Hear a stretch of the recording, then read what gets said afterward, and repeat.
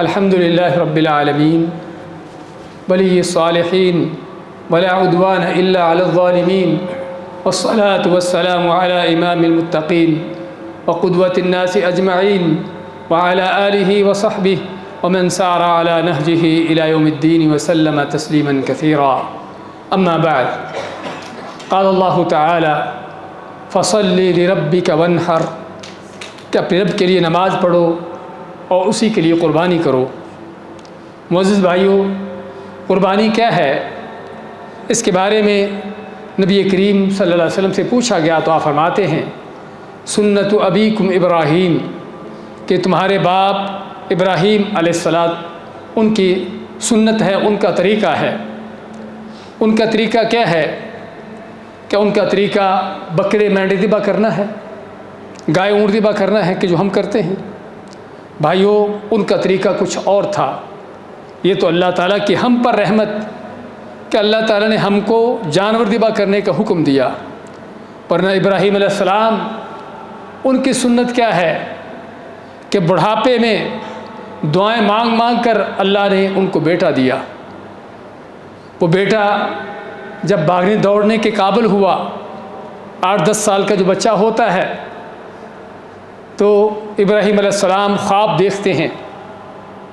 خواب میں کیا دیکھتے ہیں کہ بیٹے کو ذبح کر رہے ہیں، اور نبیوں کے خواب وہی ہوتے ہیں، اللہ کا حکم ہوتا ہے۔ اب بیٹے کو خواب سناتے ہیں کہ بیٹا میں نے دیکھا ہے کہ میں تمہیں ذبح کر رہا ہوں۔ اب ہمارے بچوں جیسا ہوتا تو کہتا کہ ہاں یہ خواب آتے رہتے اس طرح کے، تو یہ کون سی کوئی نئی بات ہے؟ لیکن یہاں بیٹے کو دیکھیے کیا تربیت ہے، اللہ نے کیا اس کو عقل دی تھی، کیا علم دیا تھا، کیا اللہ اس کے رسول کی اطاعت کا کیا جذبہ تھا، کیا صبر و عزیمت تھی۔ بیٹا کیا کہتا ہے؟ یا ابت افعل ما تؤمر ستجدنی انشاء اللہ من الصابرین۔ ابا جان، آپ کو جس چیز کا حکم دیا گیا ہے کر ڈالیے۔ بیٹے نے کہا کہ یہ تو خواب ہے، پتہ ہے کہ باپ نبی ہے، اللہ کا خلیل ہے، اور اس کا خواب اللہ کا حکم ہے۔ تو فرماتے ہیں ابا جان، آپ کو جس چیز کا حکم دیا گیا ہے کر ڈالیے۔ اور کر ڈالیے کا معنی بھی سمجھتے ہیں کہ کرنے کا معنی کیا ہوگا کہ گردن پر چھری چلے گی، گردن کٹے گی، زندگی جائے گی، اور شدید تکلیف درد بھی ہوگی۔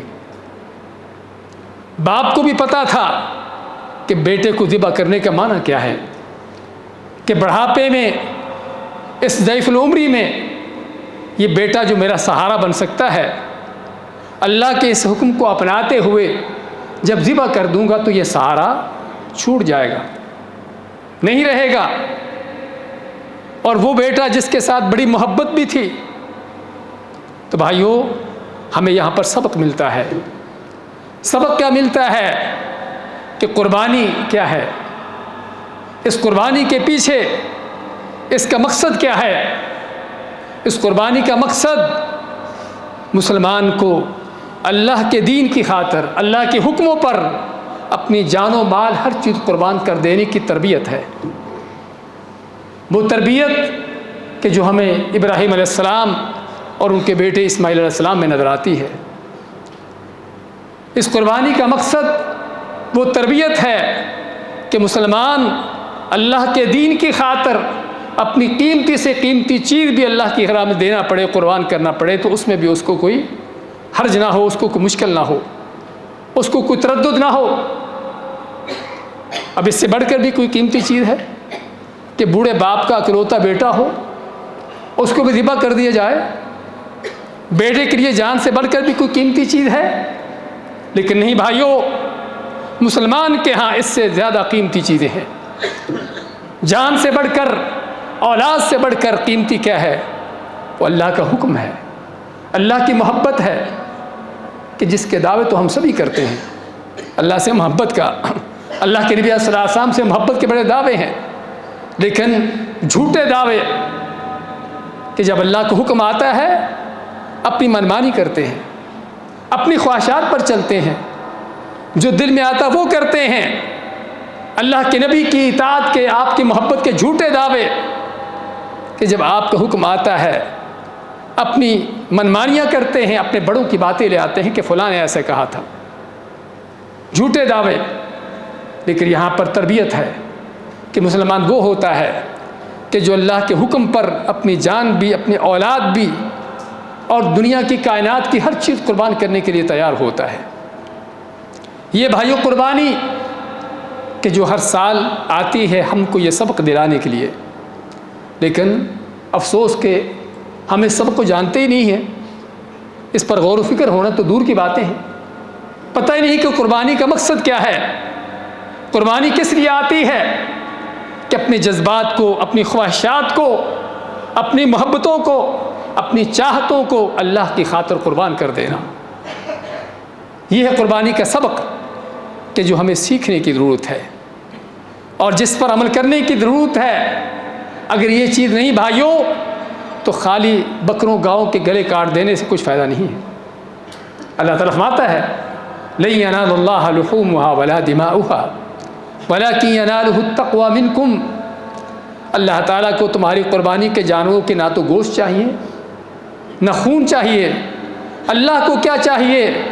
اللہ تم سے تقوی نیکی دیکھنا چاہتا ہے کہ یہ کام کر کے تم میں اللہ کی اطاعت کا کہاں تک جذبہ پیدا ہوا ہے، قربانی کا یہ عمل کر کے اللہ کے حکموں پر اپنے جان و مال قربان کرنے کا تمہارے اندر کہاں تک جذبہ پیدا ہوا ہے، اللہ تعالیٰ یہ دیکھنا چاہتا ہے۔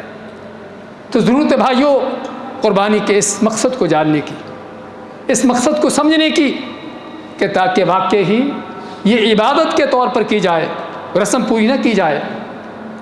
اور اس لیے قربانی کے حوالے سے ہم تنبیہ کرنا چاہیں گے کہ اس میں ریاکاری، دکھلاوے کا بڑا عمل دخل ہوتا ہے۔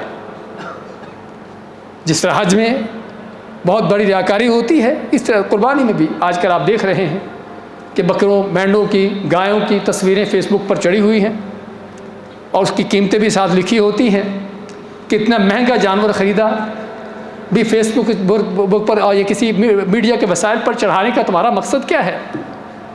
اگر تم نے اللہ کی خاطر اس کو کرنا ہے تو پھر اللہ تعالیٰ کو دکھاؤ، اللہ دیکھ رہا ہے کہ تمہاری نیت کیا ہے۔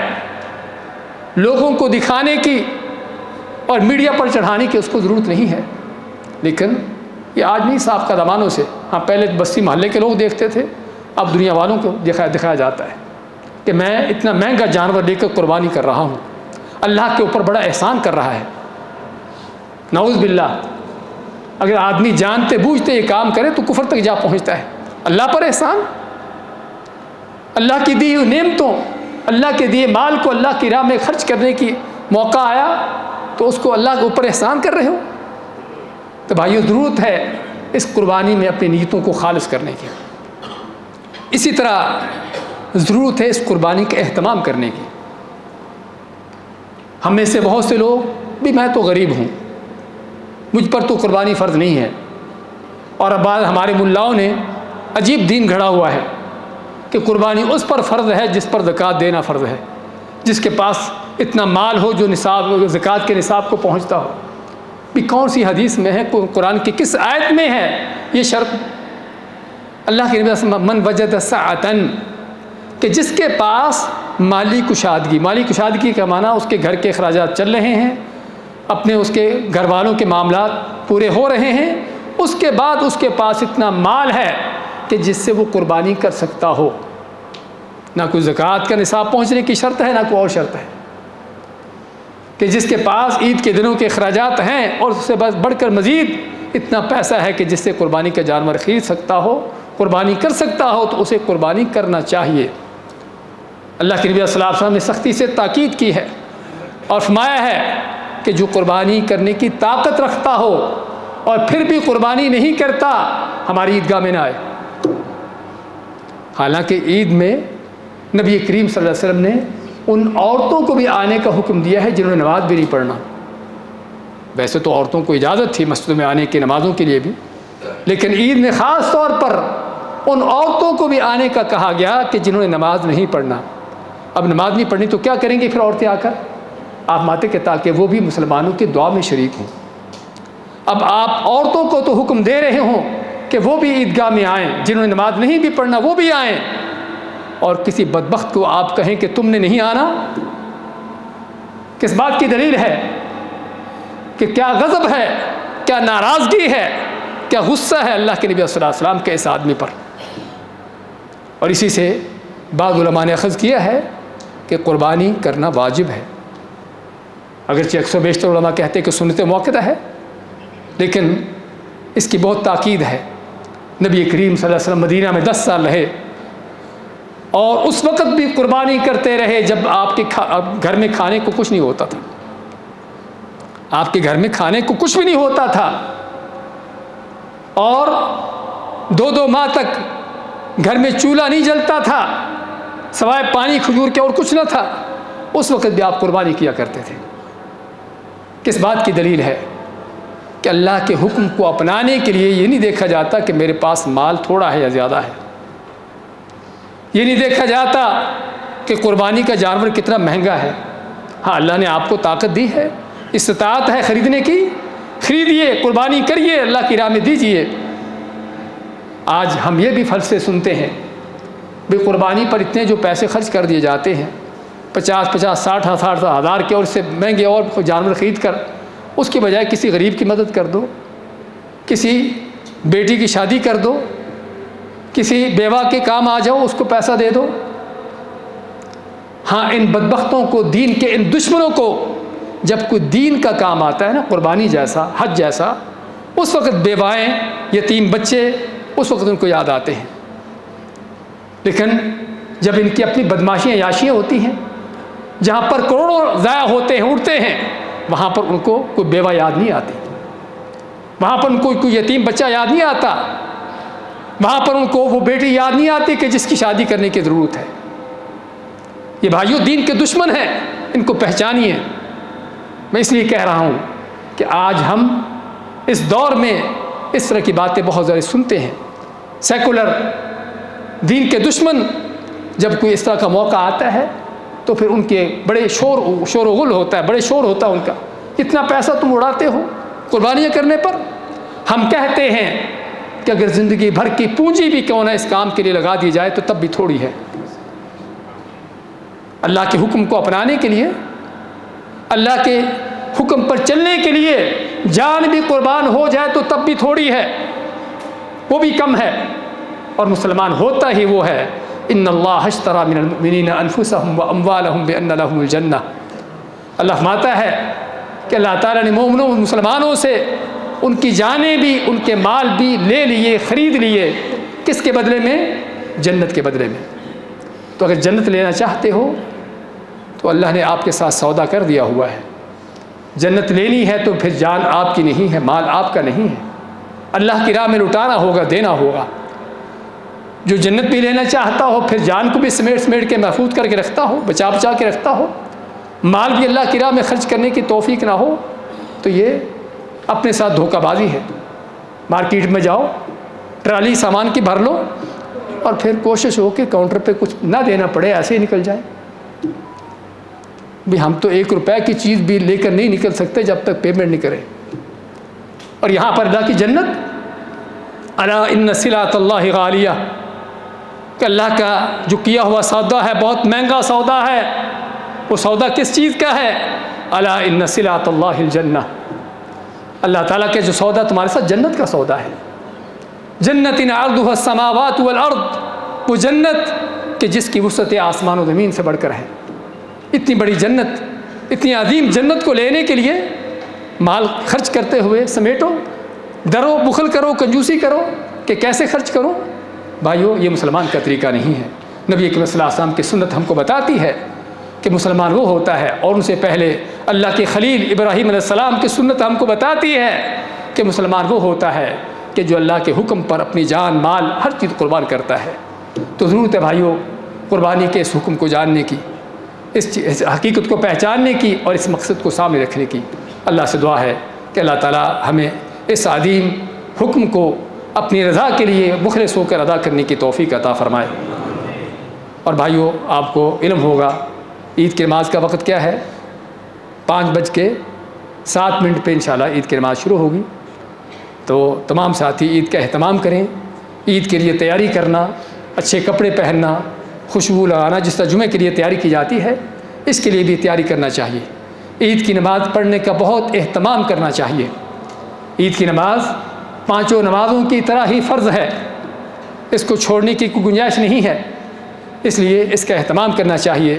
اور سنت ہے کہ ویسے تو تکبیریں ان دنوں میں ہمیں ہر وقت کہنی چاہیے، لیکن عیدگاہ میں آتے ہوئے، عیدگاہ سے جاتے ہوئے تکبیریں کہیں، اللہ اکبر اللہ اکبر لا الہ الا اللہ اللہ اکبر اللہ اکبر وللہ الحمد. اور اسی طرح عید کے لیے عید کی نماز کا پڑھنا، اس کے بعد عید کا خطبہ سننا، اس چیز کا بھی اہتمام کیا کرے. اور آپ بھائیوں کے لیے یہاں پر بھی خیر اردو عربی میں جس طرح خطبہ ہوتا ہے یہاں پر بھی ہوگا. اور اس کے علاوہ خالص اردو کے لیے ایک الگ سے اہتمام کیا گیا ہے. یہ آپ کے قریب ہی استقلال سکول ہے کہ جہاں پر جو ہے صرف اردو کمیونٹی کے لیے عیدگاہ ہوگی. اگر وہ بھائی وہاں پر بھی آنا چاہیں تو سبھی کو دعوت دی جاتی ہے. خود بھی آئیں وہاں پر، اپنے دوستوں کو بھی لائیں کہ وہاں پر یعنی کہ صرف اردو میں ہی خطبہ ہوگا اور سبھی صرف اردو کمیونٹی کے لیے یہ خطبہ رہے گا. تو سبھی بھائی اس میں بھی شریک ہونے کی کوشش کریں تاکہ اس طرح کے اجتماعات میں شریک ہوں. اللہ کے نبی صلی اللہ علیہ وسلم کی سنت ہے، اور یہ بھی بلکہ سنت ہے کہ کوشش کی جائے کہ عید جو ہے کھلے میدان میں پڑھی جائے. مسجد میں پڑھنا جائز ہے اگر جگہ نہ ہو، جس طرح کہ یہاں پر ضرورت ہوتی ہے، لیکن اگر کھلے میدان میں عید پڑھنے کا موقع ملے تو اصل سنت وہی ہے، وہی افضل ہے. اللہ سے دعا ہے کہ اللہ تعالی ہمیں سنت کے مطابق اعمال کرنے کی توفیق دے.